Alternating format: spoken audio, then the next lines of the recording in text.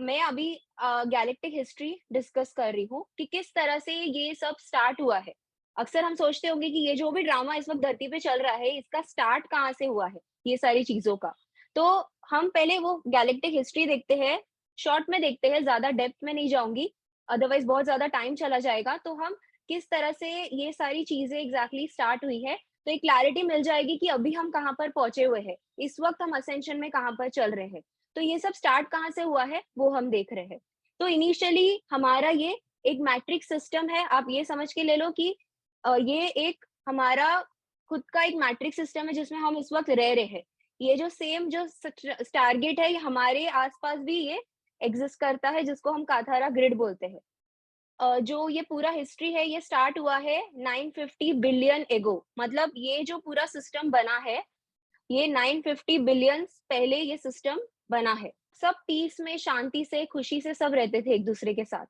तो 950 बिलियन से लेकर 750 बिलियन तक समझ लीजिए सब शांति था। कुछ प्रॉब्लम नहीं था, सब लॉ ऑफ वन को फॉलो कर रहे थे, मतलब एक-दूसरे की रिस्पेक्ट करते थे और शांति से सब पीस में रहते थे। लेकिन अगर हम अभी से देखें तो 250 बिलियंस पहले ये पूरा ड्रामा स्टार्ट हुआ। कैसे हुआ? दूसरे स्टार सिस्टम से। ड्रैको रेप्टिलियन बीइंग्स आए। ड्रैको रेप्टिलियन बीइंग्स ने अटैक किया 10th और 11th स्टारगेट पे। तो जब मैं स्टारगेट की बात कर रही हूँ, यहाँ पर ये स्टारगेट्स एग्जिस्ट करते हैं हमारे गैलेक्सी में। तो ये इन्होंने जैसे यहाँ पर किस तरह से जब भी लड़ाइयाँ होती है तो समझ लीजिए पैसों की वजह से लड़ाई हो रही है या प्रॉपर्टी की वजह से लड़ाई होती है। तो यहाँ पर जो लड़ाइयाँ चलती है स्टारगेट्स के ऊपर लड़ाइयाँ चलती है। जो मैट्रिक्स है, दूसरे मैट्रिक्स से जो matrix already black cube system में था, मतलब वो फॉल हो चुका था मैट्रिक्स, तो वहाँ से ड्रैको रेप्टिलियन स्पीशीज़ यहाँ पर आए और यहाँ पर 10th और 11th टारगेट पर यहाँ पर उन्होंने अटैक किया। अब यहाँ पर आप देख सकते हैं जो 12th टारगेट है वो लायरा है, अरामितेना है और जो 11th है लायरा एवियन और लायरा वेगा, ये नाम दिए गए हैं। तो लायरा आप जानते होंगे कि हमारी ओल्ड एंशिएंट एंसेस्टर्स रहे हैं लायरन स्पीशीज़, उनका 12 डायमेंशनल डीएनए टेम्पलेट था। उसके बाद में ये ड्रैको रेप्टिलियंस आए तो पहले-पहले तो इन्होंने लायरा वेगा पर अटैक किया बिकॉज़ वो उनके फ्रीक्वेंसी मैच पर था। उनका जिस तरह से डीएनए टेम्पलेट था 10-11 का जो डीएनए टेम्पलेट था वैसे उन्होंने अटैक किया 10-11 स्टारगेट पर। तो स्टारगेट पे उन्होंने अटैक किया तो जो यहाँ पर स्पीशीज़ रहते थे उनको ये सब पता ही नहीं था क्योंकि वो लोग अब तक पीस में रहते आए हैं और सब एक-दूसरे के साथ प्यार प्रेम से चलते हैं। तो उनको ये सब पता ही नहीं था कि ये अचानक से कैसे टाइप के लोग आ गए और वो बाहर से आए और अचानक से इनके ऊपर अटैक किया और इनके साथ मतलब हाइब्रिड्स फॉर्म करने लग गए, ब्रीड करने लग गए। तो क्या हो गया ये लायरा वेगा जो सिस्टम है वो करप्ट होने लग गया। तो ये सिस्टम करप्ट होने लग गया फिर धीरे-धीरे करके इन्होंने 11th टारगेट पर भी अटैक करना स्टार्ट कर लिया। एक बार वो लायरा सिस्टम को इन्होंने अटैक कर लिया एक जैसे आप समझ लीजिए एग्जांपल दूँ तो कोई नार्सिसिस्टिक मिल रहा है, पहले नार्सिसिस्टिक लोग कैसे लव बॉम्बिंग करते हैं बहुत अच्छे से, फिर जो अच्छे लोग हैं उनके जाल में फँस जाते हैं। अगर कोई आएगा, अटैक करेगा और फिर अपनी चीज़ें वो लेकर आएगा, अपने यहाँ से जो वो लोग वॉर के टाइम पर चीज़ें यूज़ करते हैं, इंस्ट्रूमेंट्स यूज़ करते हैं, वो सारी चीज़ें वो अपने साथ लेकर आए, टेक्निकल चीज़ें और फिर वो यहाँ पर अपना जैसे घर बसाने लग गए। तो यहाँ पर उसके बाद में 10th के बाद में उन्होंने अटैक किया 11th टारगेट पर। तो धीरे-धीरे करके 10 से लेके वो लोग 11 पर अटैक करने लग गए। तो ये 10 और 11 ऑलरेडी 11 पर लायरा, एवियन स्पीशीज़ एक्सिस्ट करते हैं। तो धीरे-धीरे फिर क्या हो गया इन दोनों की लड़ाई चलने लग गई और हज़ारों साल ये लोग की लड़ाई एक-दूसरे के साथ चलने लग गई 10 वालों की और 11 टारगेट वालों की। फिर क्या हो गया ये 11 वाले गए 12 वालों के पास जो हमारे गार्डियंस है। 12 वालों के पास गए और उनको बोला कि ये बहुत गलत हो रहा है, ये जो हो रहा है तो आप एक काम करो 10 वालों को डिस्ट्रॉय कर दो। तो 12 वाले हम जानते हैं कि जो 12 डायमेंशनल ब्लूप्रिंट होल्ड करते हैं, जो फाउंडर रेसेस हम बोल सकते हैं जिन्होंने इनको सीड किया है, तो वो एक ऐसे स्पेस में रहते थे मतलब वो कभी भी अनकंडीशनल लव में काम करते थे। वो कभी भी ऐसे नहीं चाहते थे कि हम इसको डिस्ट्रॉय करें, हम उसको डिस्ट्रॉय करें। सब वो प्यार प्रेम से रहते थे और लॉ ऑफ वन से काम करते थे। तो वो कभी भी डिस्ट्रक्शन की बात पे मतलब वो रूल्स के खिलाफ था। तो वो बिल्कुल नहीं माने। उन्होंने कहा कि आप अपने आप को देखो, आप क्या रूल फॉलो कर रहे हैं? आप उनके साथ जो लड़ाई कर रहे हैं, आप इस तरह से ब्लेम गेम में जा रहे हैं, विक्टिम में जा रहे हैं, तो क्या आप सही कर रहे हैं? तो उन्होंने कहा कि हम इसको डिस्ट्रॉय नहीं करेंगे, क्योंकि अगर हम डिस्ट्रॉय करेंगे कि तो बहुत सारे इनोसेंट स्पीशीज भी है जो 10th टारगेट में है, उन्हें भी हार्म हो जाएगा। इन्होंने इतने टाइम में जो एवोल्यूशन किया है अपना, 950 बिलियन से सब चीजें चल रही है, तो इतने टाइम में उन्होंने जो एवोल्यूशन किया है उनका वो एवोल्यूशन रुक जाएगा और वो फेयर नहीं होगा, ये सब चीजें हम करेंगे। तो जो 12th टारगेट पे लायरा स्पीशीज है, उन्होंने बोला कि हम ये काम नहीं करने वाले हैं। तो जो 11th टारगेट में है, उनको आया गुस्सा, उन्होंने बोला कि अगर आप 10th टारगेट को ब्लू अप नहीं करोगे, डिस्ट्रॉय नहीं करेंगे, तो हम आपको डिस्ट्रॉय कर लेंगे। तो इन्होंने क्या किया कि इन्होंने अटैक करा 12 पे, मतलब 12th टारगेट पे जो 11 टारगेट वाले हैं, मतलब हालांकि उनके ही बच्चे थे जो, उन्होंने अटैक किया 12th टारगेट पे।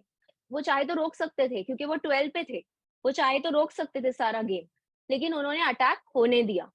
फिर ये जब इन्होंने अटैक किया तो जो 12 डी पे जो बींग्स एग्जिस्ट करते हैं, उन्होंने एक अपना 12.5 पे आई ऑफ ब्राह्मण जिसको हम बोलते हैं, एक ऐसा सिस्टम क्रिएट किया कि अगर 12 जो टारगेट है वो ब्लो अप भी अगर हो जाएगा, तो ऊपर से सोर्स की एनर्जी से कनेक्शन रहेगा। क्योंकि जो 12 जो एनर्जीज थी जो 12 टारगेट पे आती थी, वो आती थी 11 पे, फिर 10 पे, फिर 9 पे, फिर 8 पे, ऐसे करके वो पूरा सिस्टम चल रहा था। क्योंकि डायरेक्टली जो 12 टारगेट वाले वो लोग सोर्स से कनेक्टेड है, डिवाइन से कनेक्टेड है। तो अगर 12 को ब्लो अप करेंगे तो इनका जो टारगेट है उसमें एनर्जी सोर्स की मिलेगी नहीं उनको। तो यहाँ पर एक अपना आई ऑफ ब्राह्मण क्रिएट कर लिया। तो वैसे ही ये जो 11 वाले स्पीशीज है, जिसमें बहुत सारे फॉलन स्पीशीज है हम बोल सकते हैं, तो उन्होंने अपना 11.5 से रिवर्सल लर्न किया। मतलब क्योंकि उनके उनके पास भी बहुत, क्योंकि वो लोग 11 डायमेंशन के हैं, तो हम समझ सकते हैं कि कितने स्मार्ट होंगे वो लोग भी। और आफ्टर ऑल वो लोग गार्डियंस के ही बच्चे हैं, बट वो फॉल हो गए हैं। तो उन्होंने भी अपना 11.5 से रिवर्सल्स रन किया, जिसको हम बोलते हैं मेटाट्रॉनिक रिवर्सल्स। अब ये जो रिवर्सल्स उन्होंने रन किया, ये इस तरह से इन्होंने एक ज्योमेट्रिकली रिवर्सल्स रन किया कि वो लोग एक अपना सिस्टम बनाकर रह सकते हैं। सो यहाँ पर 11 से अटैक करते गए, उसके बाद में 8 पे ओरायन वॉर्स हुए, फिर तारा, 5 डायमेंशन पे तारा एग्जिस्ट करता है, और ये 3rd डायमेंशन पे बहुत सारे वॉर्स हो गए, और बहुत सारे लोग जो स्टारसीड सोल है, जो अपने आप को ये सबसे रेजोनेट करते हैं। कोई एंड्रोमेडा से है, कोई सीरियन स्टारसीड है, कोई लायरा है, कोई ओरायन है, कोई पलेडियन है। तो ये जो स्टारसीड्स है, ये सारे जो स्टारसीड्स है, इनको कितने, तो खास करके ओरायन ओरायन के वॉर्स बहुत लंबे समय तक चले थे। तो बहुत सारे उनको वो मेमोरी है, ओरायन को वहां पर अर्थ के जैसे बहुत सारे वॉर्स हुए हैं। सो ये यहाँ पर हम जो देख रहे हैं 15 डायमेंशन टाइम मैट्रिक्स है, 11.5 से एनर्जी रिवर्स में हो गई है, मतलब शैडोज बन गए हैं। और जो नेगेटिव बीइंग्स एग्जिस्ट करते हैं, जिनको नेगेटिव एलियंस बोल सकते हैं, फॉलन एंजेलिक बोल सकते हैं, डुअलिटी एग्जिस्ट करती है 11.5 तक। तो ये बात हमको समझने की जरूरत है। अगर हमको लगता है कि 3D से अगर हम लोग ऊपर चले जाएंगे तो डुअलिटी खत्म हो जाएगी, ये एक मिसकंसेप्शन है, क्योंकि डुअलिटी एग्जिस्ट करती है 11.5 तक। अगर 12 डायमेंशन के हम ऊपर जाते हैं तभी हम डुअलिटी से फ्री हो सकते हैं। तो ऐसे भी नेगेटिव स्पीशीज है जो बहुत हाई डायमेंशन में है, और जो 3D वाले बींग्स है उनसे कहीं ज्यादा पावरफुल है। तो यहाँ पर ये देखना है, ये जो आप डार्क साइड देख रहे हो, ये यहाँ पर जो डार्कर ब्लैक कलर का शेडी पोर्शन है, ये आर्टिफिशियल फैंटम क्रिएशन है। मतलब यहाँ पर इनको लेकर जाने का है। इंसानों के साथ जो इतना जो चीजें चल रही है धरती पर, जो ड्रामा इतने टाइम से चल रहा है, आप देख ही सकते हैं इतने सालों से जो चल रहा है, स्पेशली जो लोग असेंशन में चल रहे हैं, वो ये सब चीजों को समझ ही सकते हैं कि ये जो ड्रामा चल रहा है ये क्यों चल रहा है। ये इसलिए चल रहा है कि इनको फैंटम मैट्रिक्स में लेकर जाना है, मतलब एक ऐसे सिस्टम में लेकर जाने का है जहां पर लोग ट्रैप हो जाए, जहां पे सोर्स से पूरी तरह से डिस्कनेक्ट हो जाए।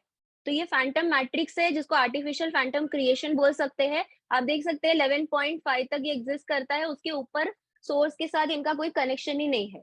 बट ये लोग अमर हो चुके हैं क्योंकि इन्होंने अपना मैट्रिक्स क्रिएट करके बैठे हैं। इन्होंने इस तरह से ये ज्योमेट्रिकली एनर्जीज क्रिएट करे हैं। ये लोग अपने आप को सस्टेन तभी कर सकते हैं जब इनको एनर्जी मिलेगी। तो एनर्जी के लिए ये लोग इंसानों की एनर्जी ले रहे हैं, जिसको हम लोग बोलते हैं लूश एनर्जी। तो इंसानों की एनर्जी ये लोग सक कर रहे हैं। तो यहाँ पर जब भी कोई लोअर फ्रीक्वेंसीज में रहता है, जैसे फियर की एनर्जी में रहता है, तो इनको मिलती है लूश एनर्जी, जो इनको सस्टेन करती है।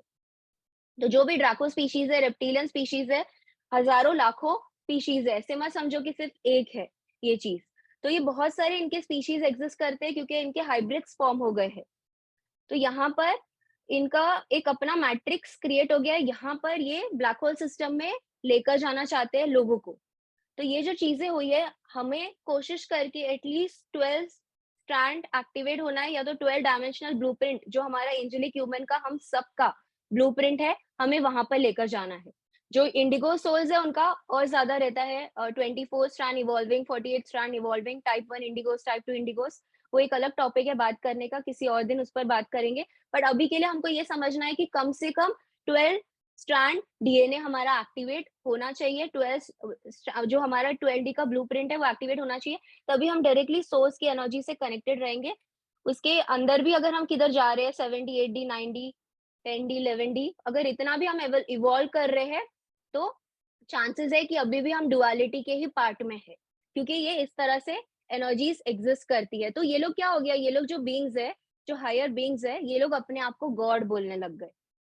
इसको एआई बोल सकते हैं, आर्टिफिशियल इंटेलिजेंस, जो इतना इस वक्त चल रहा है, हर तरह से आर्टिफिशियल इंटेलिजेंस के मतलब साइड हमको लेकर जाया जा रहा है। या हम ग्रेट रीसेट बोल सकते हैं, न्यू वर्ल्ड ऑर्डर बोल सकते हैं, या तो अनुनाकीज स्पीशीज इनका नाम हम बोल सकते हैं। ये अपने आप को गॉड बोलने लग गए।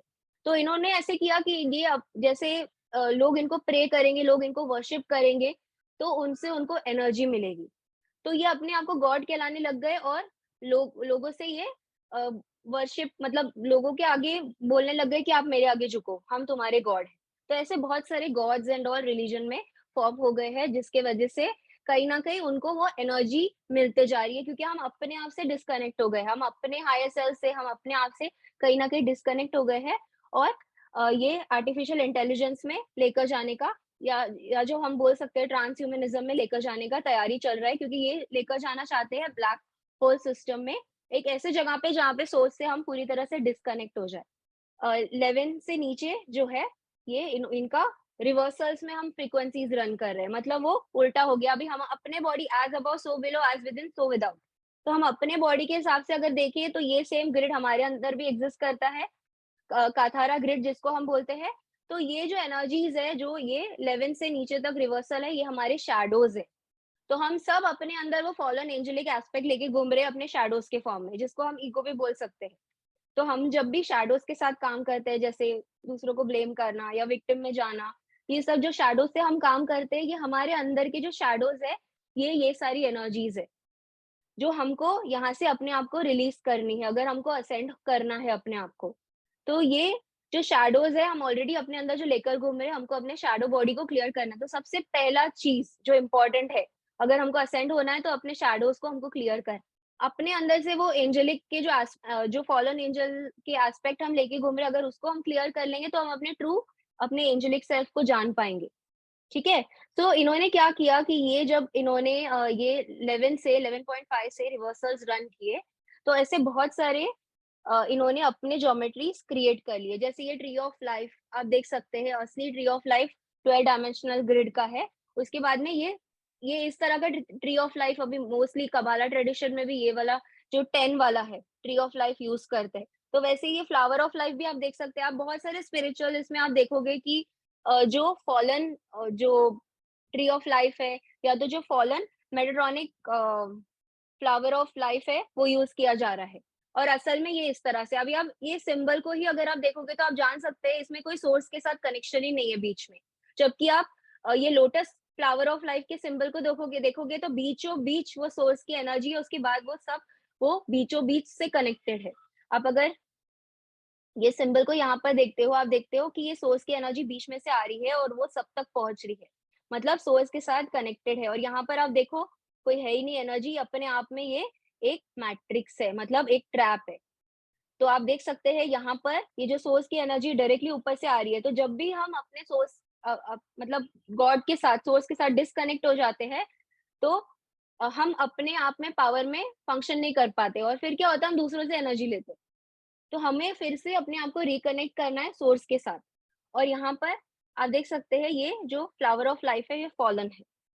तो बहुत सारी ऐसे ज्योमेट्री, और ये तो आप बहुत सारे इसमें स्पिरिचुअल इसमें भी देखोगे कि लोग गलत ट्री ऑफ लाइफ यूज कर रहे, गलत फ्लावर ऑफ लाइफ यूज कर रहे, बिकॉज पता नहीं है कहीं ना कहीं कि इसके पीछे क्या चीजें चल रही है।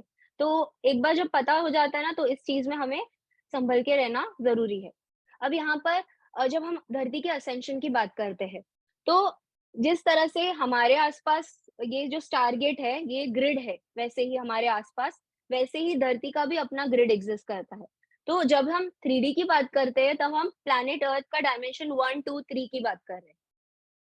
तो यहाँ पर धरती, जब प्लैनेट अर्थ की बात कर रहे हैं, तब हम डायमेंशन 1, 2, 3 में है। और फिर धरती का एक हायर सेल्फ एग्जिस्ट करता है, प्लैनेट तारा, मतलब उनका ही हायर एस्पेक्ट, प्लैनेट अर्थ का हायर एस्पेक्ट एग्जिस्ट करता है डायमेंशन 4, 5, 6 में।